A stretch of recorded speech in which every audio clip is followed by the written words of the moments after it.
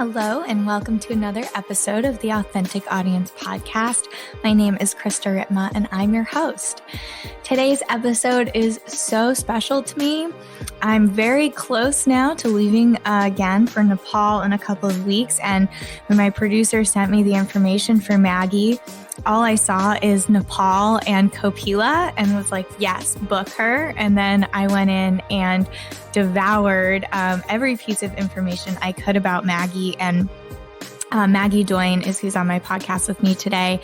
She is an inspiration of a human being. She is CEO and co-founder of the Blink Now Foundation, a beautiful foundation, which we learn all about today in Nepal, of all places. And it's called the Kopila School that she founded, and my Nepali name happens to be Kopila, and I just about lost it when I learned about all the amazing work that she's done.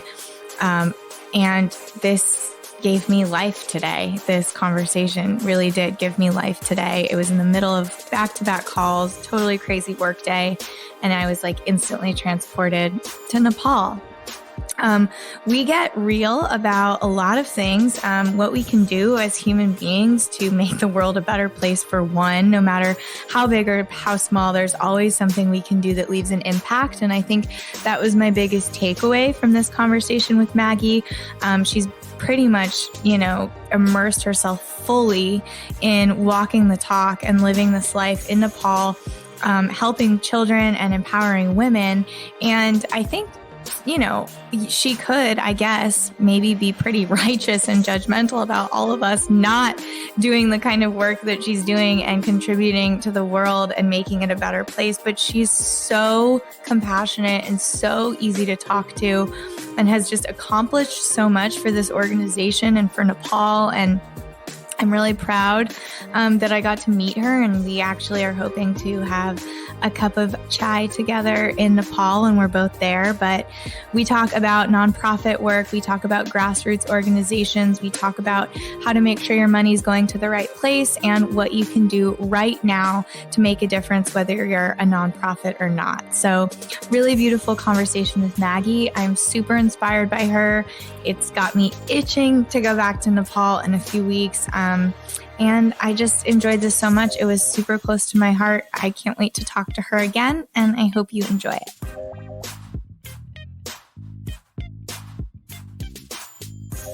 Maggie Doyne is co-founder and CEO of the Blink Now Foundation. She is originally from New Jersey and has dedicated the last 10 plus years of her life to educating children and empowering women. She was the recipient of the 2015 CNN Hero Award, and her work has been recognized by the Dalai Lama, Elizabeth Gilbert, Nick Kristof, Katie Couric, and Prince Harry and Duchess Meghan. While her work is focused in Nepal, she speaks all over the world in hopes of inspiring others to start projects that will generate positive change in our world. What a bio. Welcome, Maggie. Thank you. Thanks. It's good to be here.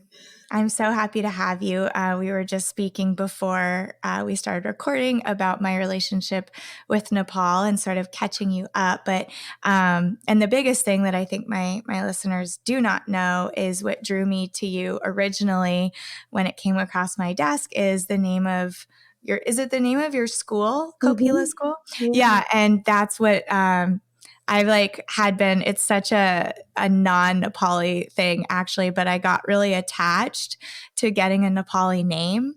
And then every year I would go, it wouldn't happen because Nepal really teaches you not to get attached. And finally this past year, I wasn't thinking about it. And all of a sudden this Amma now that I've known for a couple of years, looked at me and said Kopila, and that's the name of your school. So it feels really meant to be, and I'm so happy to talk to you. But let's just start by, how are you? Where are you? What is happening in your life today? Oh, I'm really good. I just got back from a whirlwind of travel.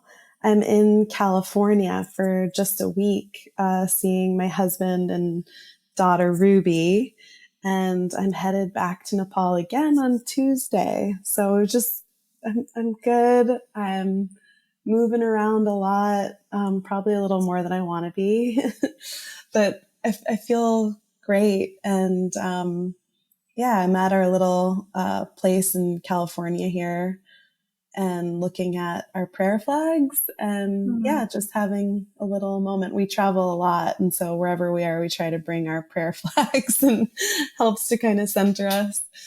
But I can't wait to be back in Nepal next week.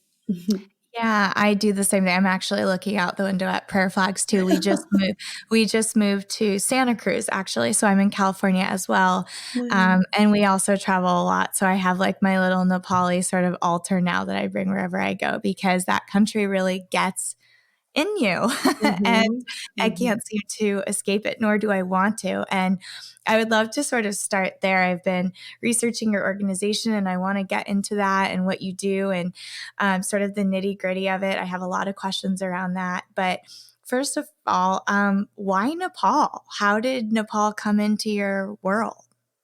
Yeah, it's so random. I mean, I always say Nepal kind of chooses you and Yes, like wraps you in. I know that resonates with you.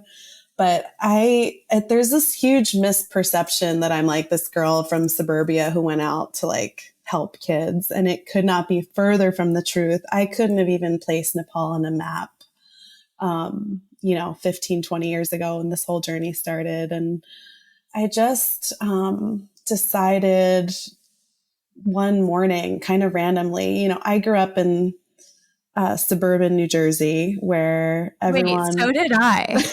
We're like the same person. What's happening? So you'll get this. Like, so you grow up in suburbia, we're both white women, probably a bit privileged in some ways. Yep. I grew up on a cul-de-sac in this little town called Mendham. It's, I had a trampoline in my backyard. I played soccer. I played lacrosse. And from the time you're in like sixth grade, it's all about college. Like, what school are you going to? Where are you going to get in? Get to the right big name school. And they plaster the banner and they put it in the newspaper. And then you go to the grocery store and everyone's like, where are you going to college? And I fit that bill. I was just like every other girl with a ponytail and thought that the end all be all of my life was what college I got into. And so I did it. I I was the athlete and I was a really good student and I was on student government and I was editor-in-chief of my yearbook and I just did all of the things that I was supposed to do. And I was happy and I had two sisters and a really loving mom and dad. My mom was a nurse. My dad was a teacher. Life was really good. And then I just woke up one morning and was like, wait, what? Like, I'm trying to be all of these things and I have no idea who I am on the inside. And so initially I just said, no, like put a stop on this. And why I'm going to go spend all of this money on a college degree, having no idea who I am on the inside, having really never left suburban New Jersey in this little bubble that I grew up in. And I kind of just started to question it all with a feeling in my gut. And it prompted me to sign up for a gap year, which, they're becoming more and more popular, but it was just kind of a time for rite of passage, for travel, for exploration, for looking on the inside of who I was. And just like a lot of times you call it a year off. But in the gap year community, we like to call it a year on, and just like a time to see the world outside of me and see the world outside of New Jersey. So I signed up for this amazing gap year program. It's totally culturally immersive. It sounds actually really similar to what you're trying to create with Emory. And it was just like, I can't explain it other than talking about the experiences that I had. We did meditation on a Buddhist monastery. We did an outdoor survival class in nature. We learned how to scuba dive. We rebuilt a seawall with local villagers, which is very humbling because you realize like the villagers do it all and you're just there to like cheer them on. Right. It was the whole thing. Like it's just the whole thing. And it was beautiful and it woke me up and I was reading again. And I think like kind of the passion and curiosity that had been beaten out of me in the four walls of a classroom came back. And to put a long story short, after that first semester, I was just asked by the mentor of the program, like, what do you want to do next? And I was like, I'd really love to work with kids because I was the babysitter growing up and a camp counselor, and I knew that I had a knack with kids. So I get placed in northeastern India, and this was in 2005 at the height of Wow. the civil war and the Maoist rebellion. And I started working in this incredible organization, working with Nepali refugees. And I met the people and I started hearing the kids' stories. And by the time they came across the border to India, they'd suffered so tremendously. And I started to see through my friends in the Nepali community just what it meant to go through the raw effects of civil war and family separation and, trauma and child labor and, what it meant to be a refugee sleeping under a piece of plastic on the side of the road. And I was just in awe of the people. And I met a young friend, Sunita, who's still a dear friend of mine. And she was coming of age too, to be honest. She was like 16 and she'd left her village during the Civil War. And so we both decide like, oh my gosh, like the borders opened up. There's armistice. Let's go back and like trace the footsteps of where your village is and find out everything that happened. So that's what we did. We got on a bus, crossed over the border on a pony cart, got on another bus. Wow. Yeah. And eventually the road ended and we trekked for 3 days to find Sunita's village and her home. And from there, like the love story really began. And was this before? So I don't even know if a lot of people know about the Nepalese Civil War that happened, and that's another whole story. But wasn't it after that Nepal actually closed its doors to the outside for a while? Or am I wrong? Is my history wrong? It was open and shut during the conflict. I mean, got it. Okay. Yeah, nobody could really, it wasn't totally safe to travel there. It's safe to say it really closed its doors to tourism and visitors.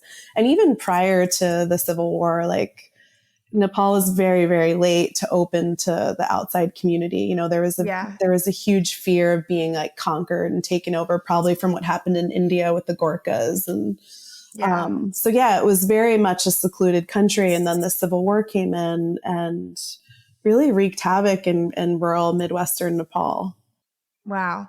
Yeah. I just, I'm reading a book about it, and I sort of like the last couple of years for me have been a real deep dive into Nepal because you and Emery actually have way more similar stories. I'm coming in a little bit later and felt the same thing, like this pull. I actually went to Nepal for the first time for an entire month, a month before my wedding. It was totally crazy.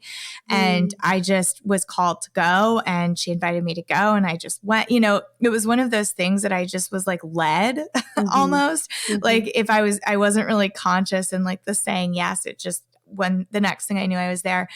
And so for me, it's like I just am now, in the last 3 years, couldn't tell you where it was on a map either, except I knew it was somewhere by India and China. And Everest. Everyone knows Mount Everest. And everyone knows Everest. Yeah. And from like that moment to now where I'm like learning Nepali and like, going back and now have like Babas at Pashupatinath that know who I am. It's totally a trip to go from like that to this in just such a short amount of time. But for me, it's been like a deep dive. So it's not something that I've been studying or knew anything about. And now all of a sudden, like here it is. And then I keep being led and called, and people like Emery and you keep showing up in my life. And there's obviously a strong pull that I have to it. But one thing that I've learned and that I'm really excited to talk to you about is once you do go into Nepal, and we could probably go on and talk for a whole, days on why the culture and the people and everything are so beautiful. And it's really something that you have to feel. It's really hard to explain. But now you're there and you're doing this work and you've started this organization. And from what I've learned about trying to do this kind of work in Nepal is it's not easy. And there's a lot of challenges. There's a lot of hoops, and mainly because Nepal is very spread out.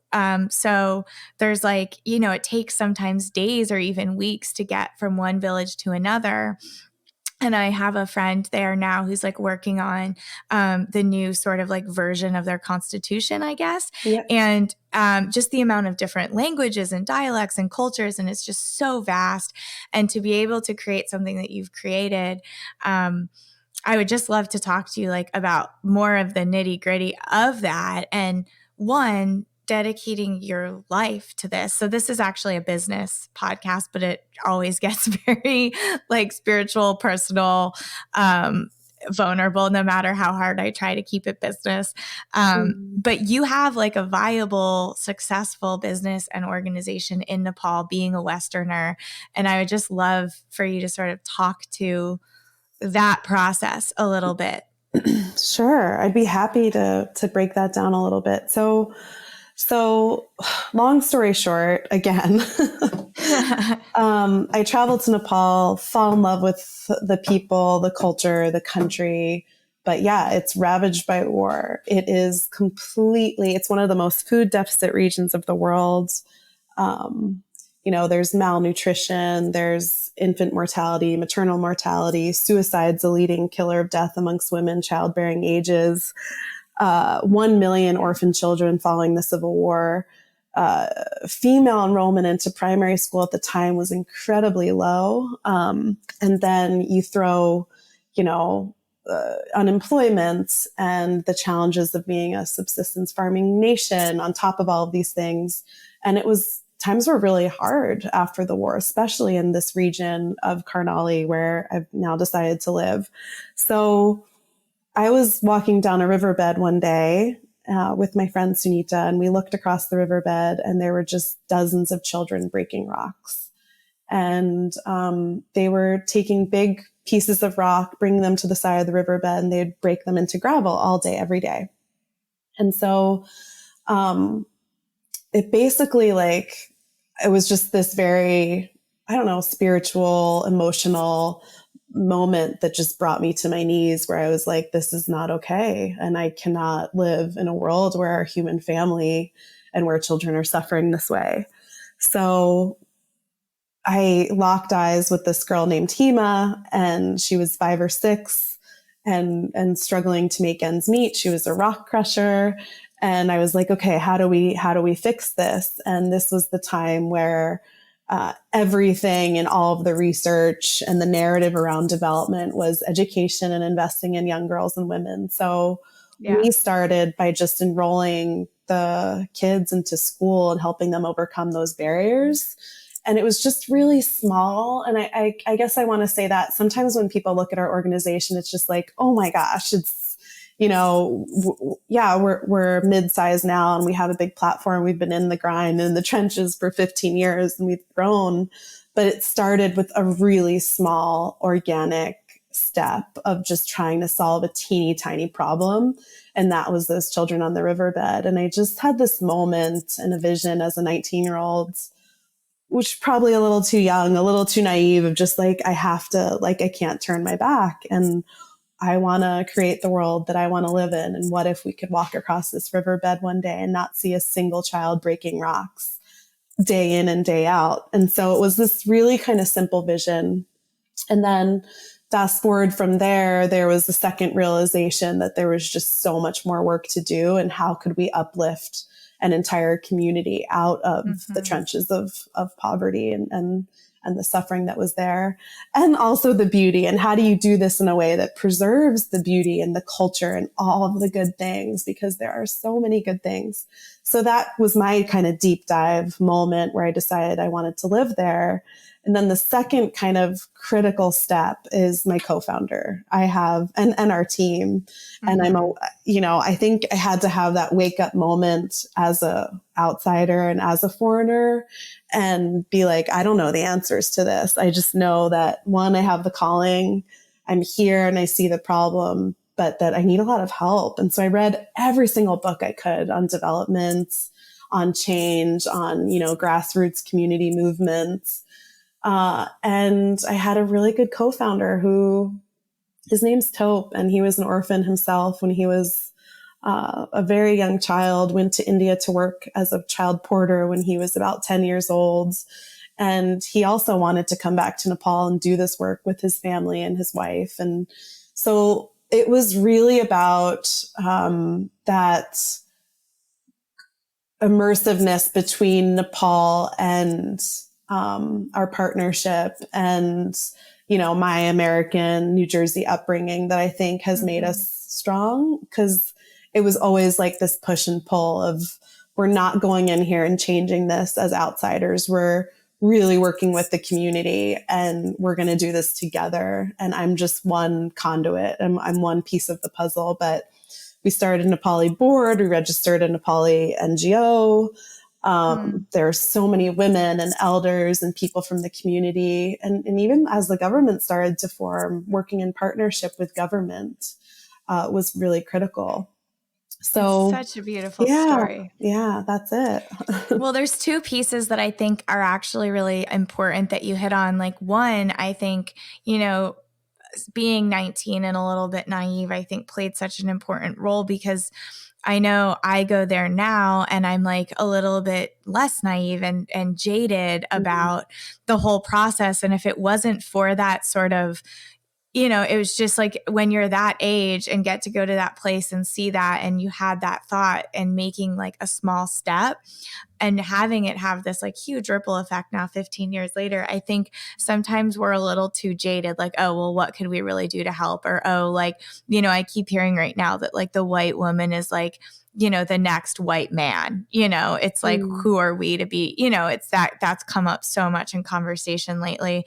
And so one, the fact that you actually took action, and maybe you didn't have all the answers, and that's okay, but you did something about it. And it's coming from a place of intention. And I think it's always the intention behind something that makes it what it is. I say all the time, like, nothing is good or bad.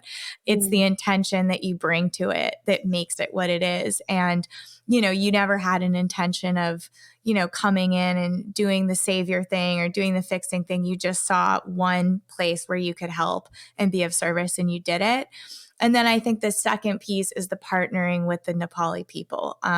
That's one thing that I've learned. Emory does a lot of health camps, and a lot of Western doctors will actually come in and help with the health camps. But the Nepali doctors they're like the assistants, actually. So when they run these health camps, it's completely run by the Nepali people and by the Nepali doctors, and then the Westerners are sort of helping.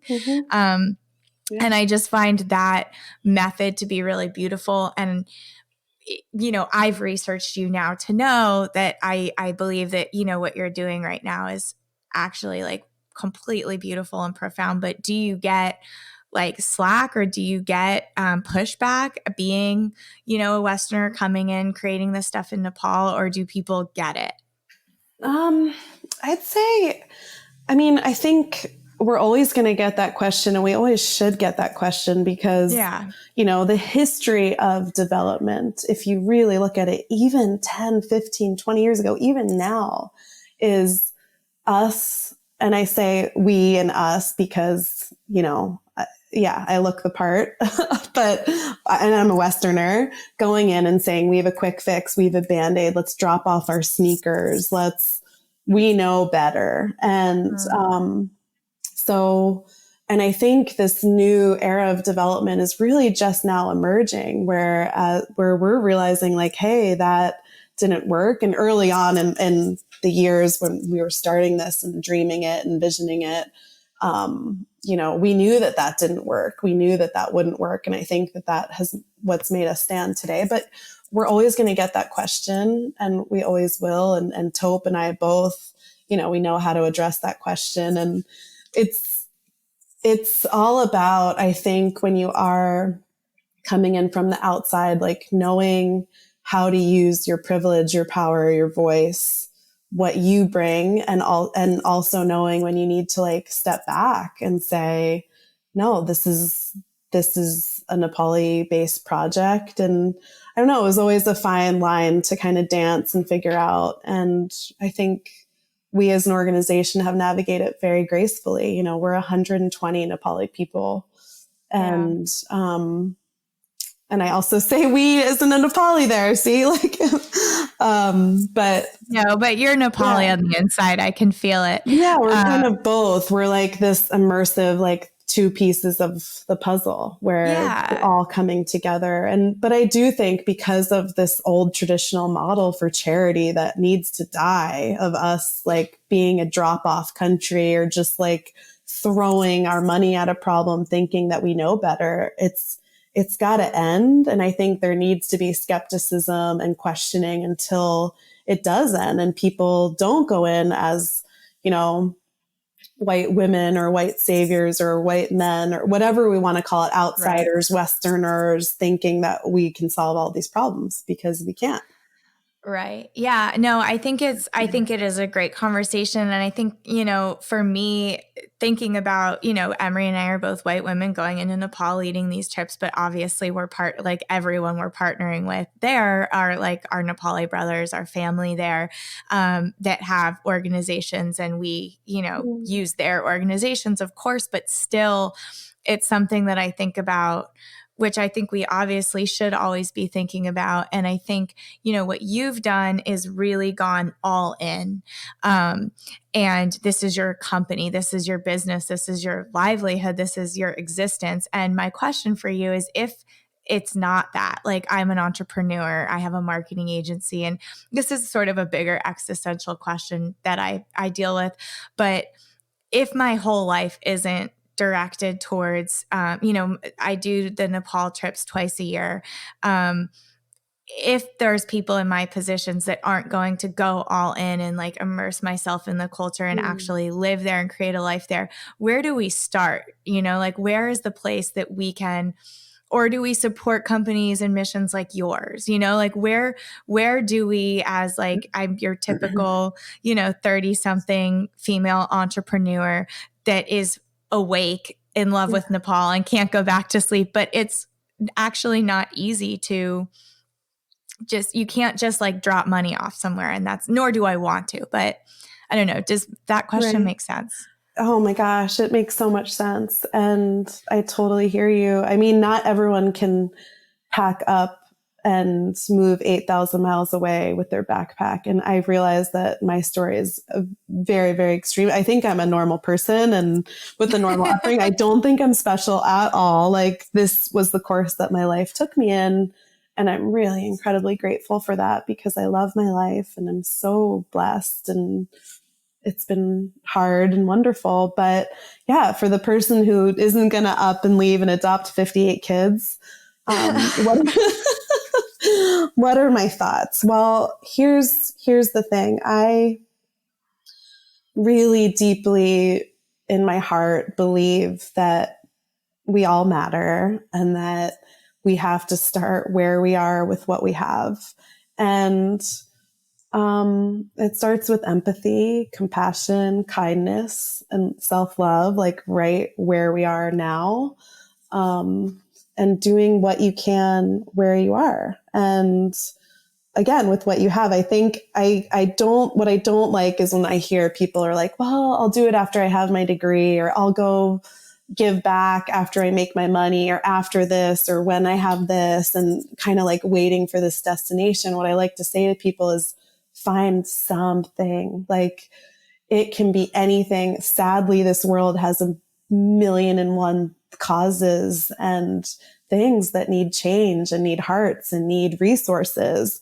So find the organizations that you love and that you trust, who are implementing on the ground, who are, directly putting food in the mouths of kids, who are directly enrolling kids into school, supporting scholarships, saving the whales, saving the bees, eliminating plastic. I mean, there's a gajillion things to do. So number 2, I believe in philanthropy. I believe that there needs to be, resources diverted into important causes. And I believe in people who, they're working 60-hour weeks and making a lot of money, and they write a check. Those people who write checks to me each year, there's about 3,800 donors.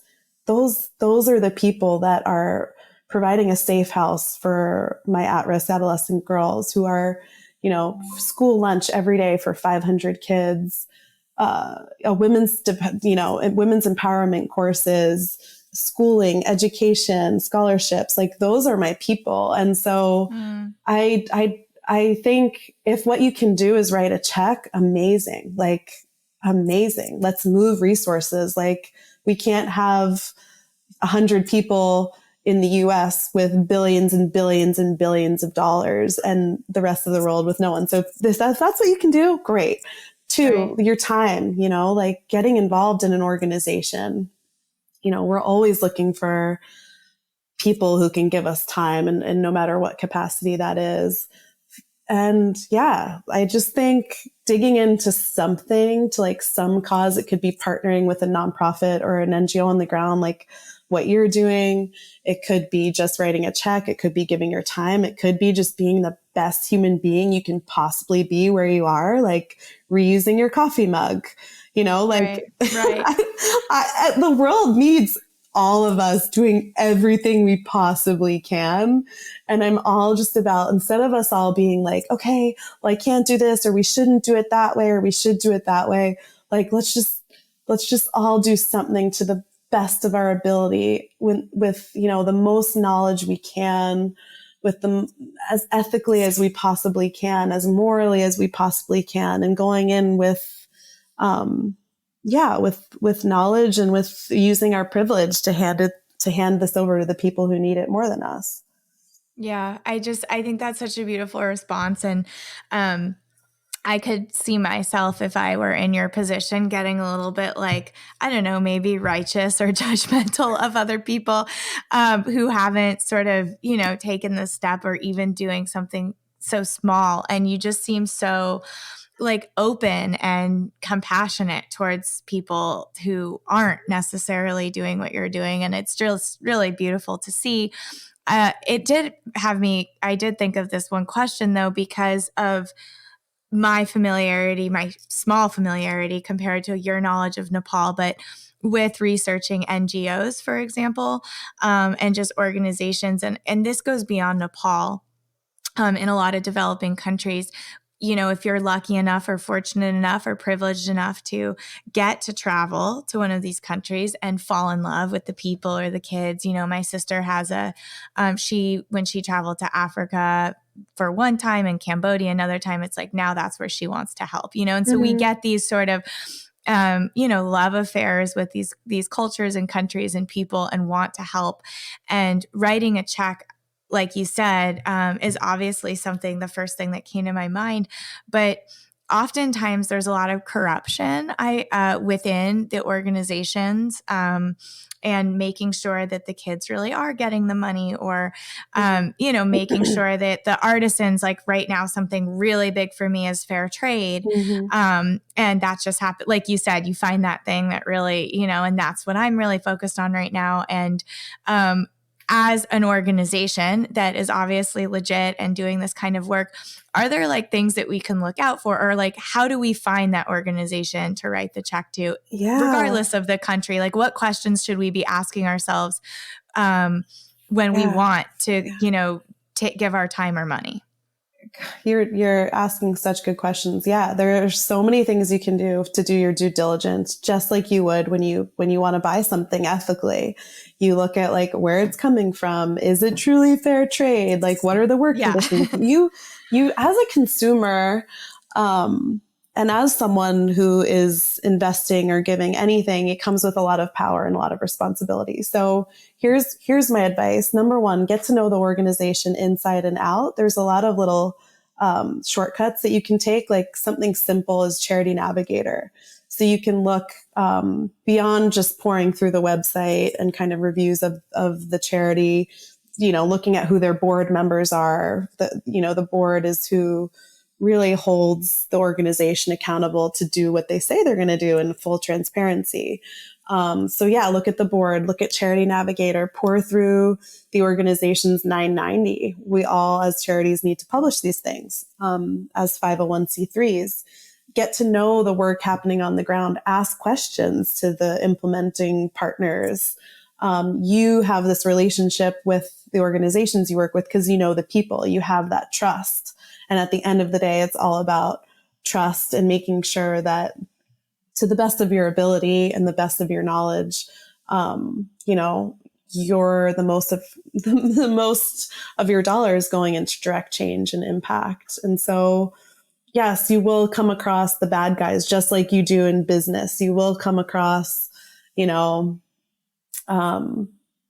organizations that, are maybe more wasteful, or that you don't agree in with what their ethical principles are. And yeah, I'd say find the ones that you do agree with, find the missions that you love, find, the people with whose kind of ethos you agree with, and do a little research. And yeah, at the end of the day, really trust that the work's going on. Like, you can follow organizations now on social media. You can see the action, you can see the impact. And there's a lot of good ones out there, just like there are a few sketchy bad ones, so just keep the stories focused on the good instead of the one-off bad ones that occasionally you come up and you hear about. Right. The nonprofit industry is an industry, just like any other industry. And there's really, there's like spectacular, this is the industry that's, really changing the world. I mean, world hunger has been cut in half. More kids are enrolled in primary school than ever have been before. Gender-based violence is, we're getting there. Maternal mortality is slowly decreasing. So, development does work, and but only when done the right way. And so find the people within this industry that are doing things that are best practices and following international standards.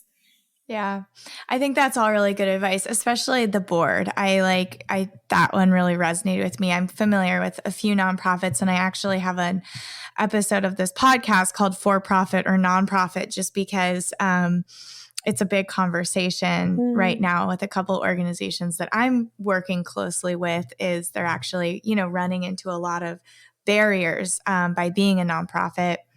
And, it's just like you said, it's a business like any other. And, just to sort of circle back to where this whole thing started with your mission, I just think education is the most important thing. Totally. And how we can continue to educate people, which is why I feel, like having, this is a business podcast, but what you've created is a business, and it's also focused on educating children and empowering women. And I think, that is, for me, especially in Nepal, the biggest thing that I see. Like, there's this little girl that I have a friendship with, and she's teaching me to count in Nepali, and I'm teaching her English, and we're friends, like she knows me, and I sleep in her house in the village when I'm there, and she thinks I'm like totally crazy, but she's one of my favorite people I've ever met. And I was realizing when she was reading her book one day, she was writing in English. She was like, writing in English in her workbook, but she didn't know what she was writing. Like, she didn't know the Nepali word for it was, she wasn't making the connection that like she just wrote cat and what that is in Nepal. Like, she was just like sort of tracing. Rote-based learning. Yeah. Yes.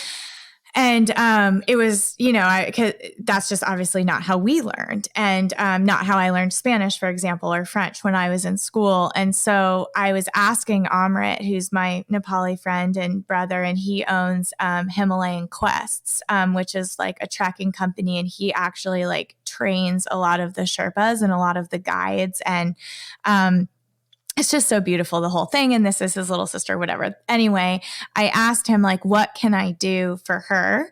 And he just said education. Like, the whole thing is education. The kids down below in the village down below have a totally different situation than the ones closer to the school. And it's this whole thing. But versus just helping one person can actually disrupt like a village dynamic, which is something that I didn't really think about. And so he said, instead of like buying her backpacks or buying her pencils or whatever, like, it would be better to donate to the school. so that they could then distribute the money like evenly amongst the village and things like that. So it's just one, it's going back to education, and two, figuring out like, I don't want to disrupt as this Westerner coming into a village and staying here for 3 days, and thinking I know anything. But also finding that balance like you did at 19 by taking that small step, I think is sort of the line that I'm walking right now, especially now that I'm getting more and more familiar with the dynamics and the cultures and everything that's happening there, and just so what we ended up doing and what I ended up doing was giving it to Amrit and his organization. And then he was able to like put it towards the right thing and just like trusting the Nepali organization to do it.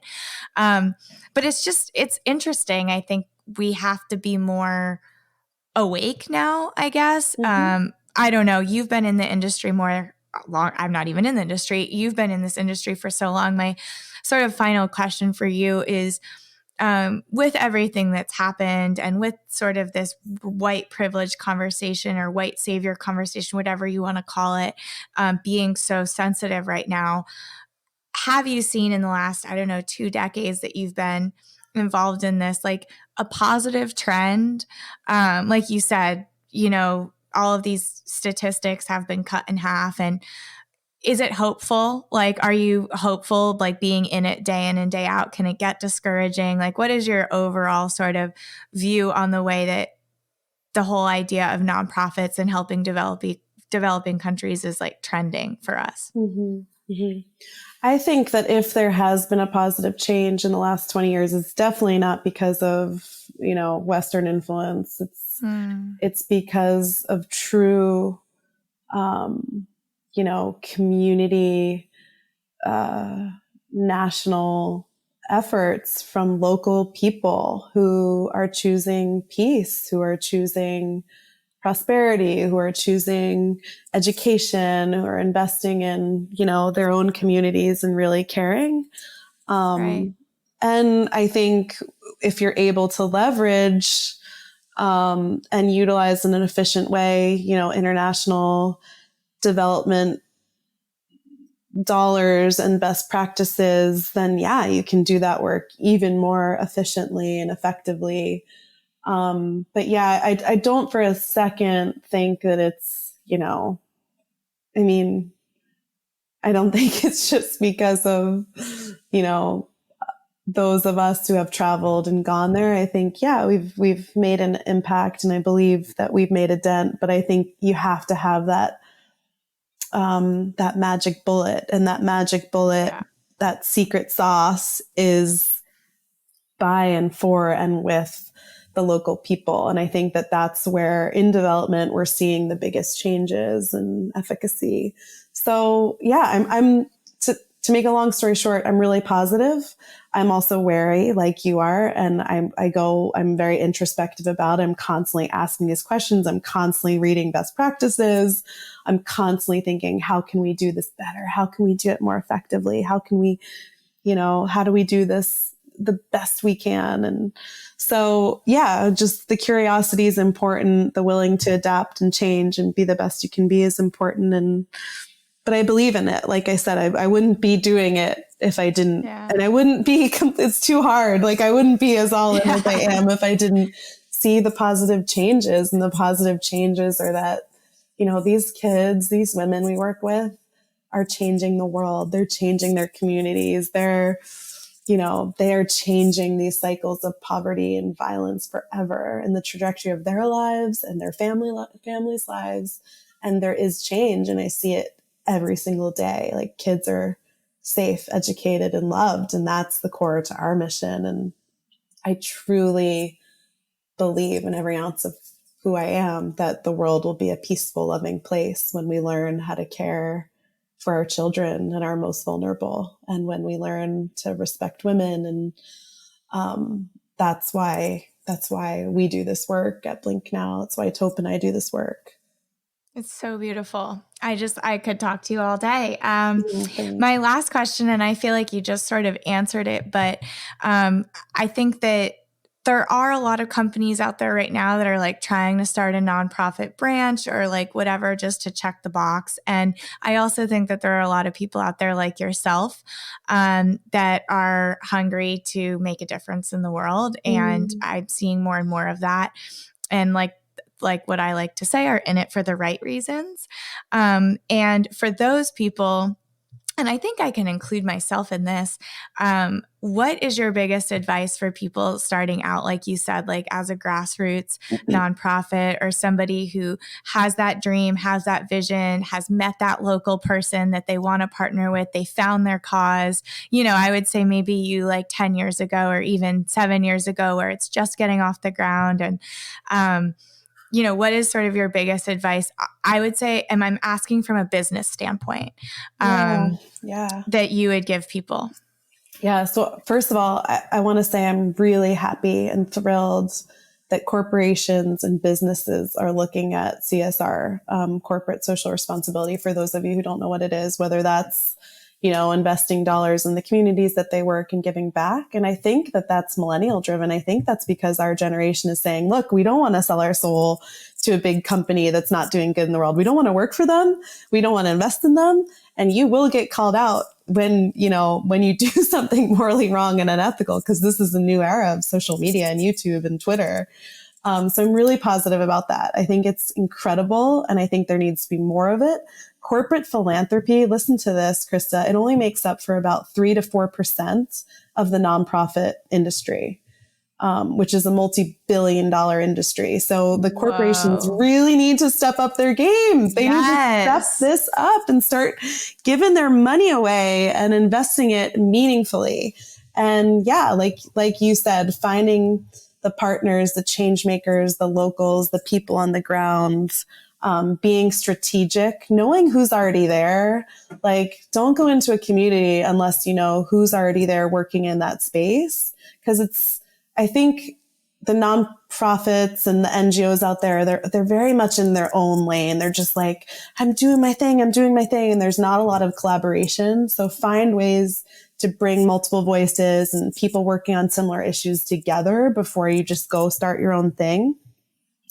And then, invest at the grassroots level and build up. And like you, I mean, education, like, boom, like that is everything. It's the best return on investment that you can offer. And making sure that, human most basic needs and rights, of course. So invest wisely and do your research and then give and partner. I love that. Such beautiful advice. Oh, thank you so much. Lastly, I can, speak the calls to action on your website, but how can, if this obviously, impacts my listeners as much as it impacts me, if we want to support Blink Now. I see there's lots of opportunities to donate. Are there any other, big opportunities or things coming up or things that you would like to have people know about? Oh, totally. Yeah. Just follow us on social media. We have like constant calls to action there on, we're blinknow.org on Facebook, Instagram, Twitter.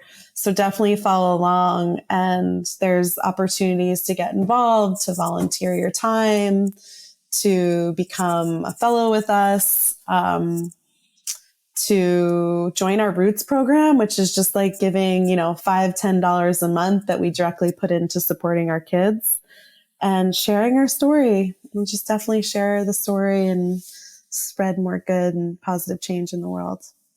I love it so much. Well, thank you for being here, and I hope we can keep in touch. I'll write you offline about my travels to Nepal, and hopefully our paths see you there. will cross. Yeah.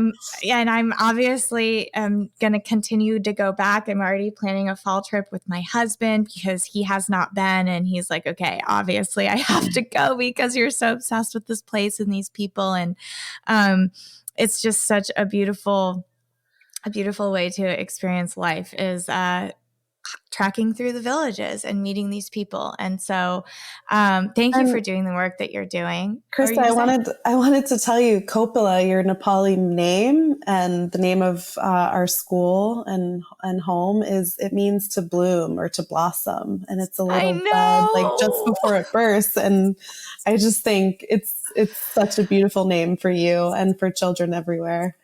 I love it so much. And, when she named me that, my Nepali brothers started like laughing so much, because that's really like, I am deep in that process of growth right now. And the fact that my Amma and I can barely speak, communicate more than a few sentences to each other. She picked up on that. It's like so beautiful. And she's like the reason why I want to learn Nepali. Well, for a lot of reasons, but yeah, it's just, thank you for what you do. And thank you for sharing that. And I really hope to stay in touch and follow your journey and help in any way that I can. And I know sharing this is just a small piece, but hopefully it will bring more awareness to you and what you're doing. So thank you again. I'll see you in Nepal. Thanks. Namaste. And for all my listeners, thank you for being here. And until next time, keep growing.